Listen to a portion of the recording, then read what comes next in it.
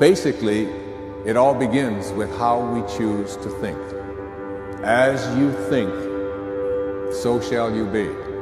7 little words that I think are perhaps the most important things that we can learn and master in our lives. This old proverb notion that I become what I think about all day long. And once you know that what you think about is what expands, you start getting real careful about what you think about. You don't allow your thoughts to be on anything that you don't want, or that you wouldn't want to have manifest or show up for you in your life. Okay, well, if you have some faults and you feel insecure and inferior because of that, well, you should. Now, it shouldn't be so much that you're crippled by it and unable to take action. You shouldn't be beating yourself into the ground because you're not everything you could be, because no one is. And if you beat yourself into the ground, then you can't get up and improve. But you have to differentiate. It's like, okay, to what degree am I being hard on myself, counterproductively critical, adopting inappropriate stereotypical representations of masculine competence? How much of my self-criticism is ill-advised? Fair enough. And you want to deal with yourself with a certain amount of care. But then, along with that, there's the, well, fix your weaknesses.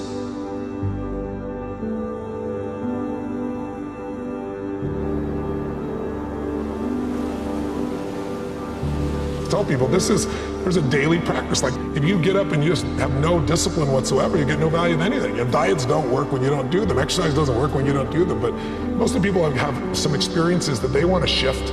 And once you shift those things, your whole life changes. But life is constant growth. Everybody is motivated by 2 different things. One, you have the beautiful things in your life. The flip side of that equation are the things that it's people that doubt you. I find in very acute moments, the darkness serves you better. How specifically am I going to achieve that goal? Like, what are the strategies and the tactics? Meaning, what are you going to do? How specifically are you going to do it? By when? I'm going to ask myself empowering questions like, how can I overcome this obstacle? What can I do to overcome this obstacle? To manage your mindset and your emotions. What are you going to do to overcome the obstacles that are in your way, whether they're mental obstacles, physical obstacles, financial obstacles, strategical obstacles, tactical obstacles? Well, yeah, if you want to achieve goals, there's a thinking, there is a feeling, and there's a behavior that gets you there. You can't give away what you don't have. You can't give away love for others if you don't have love in here to give away. If what you have in here is contempt, if what you have in here is anger, if what you have in here is fear, then these are the things you're going to be giving away in your life. You need a sustaining meaning that's deep and profound, and deep and profound enough to get you through bad times, because there will be very bad times in your life.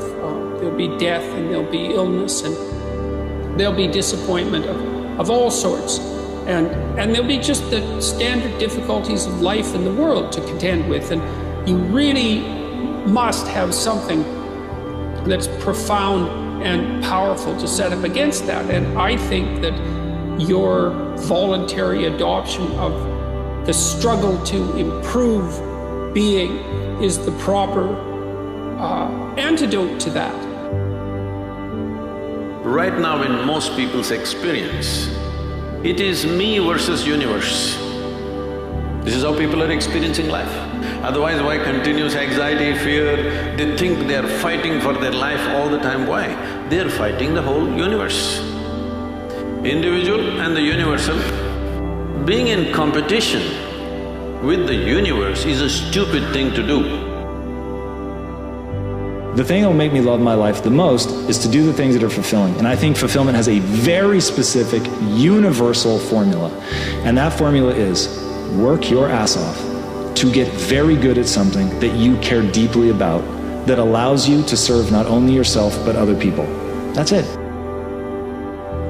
The simple thing is this, see, if your joy, your sadness, your happiness, your misery is determined by something or somebody around you, the chances of you being joyful in your life is remote.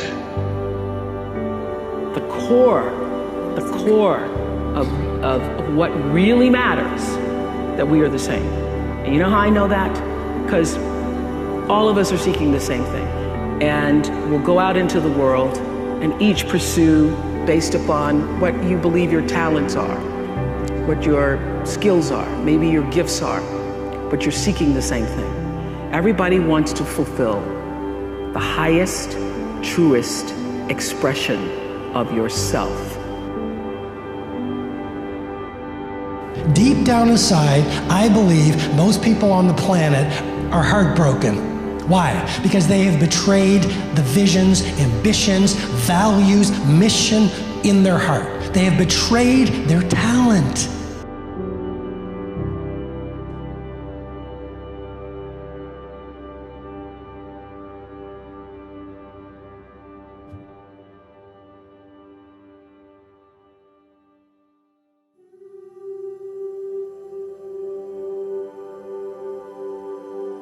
One of the things that first comes to mind, if we were just to try to say in a few words, what's mindfulness, a very common response might be, well, it's living in the present moment.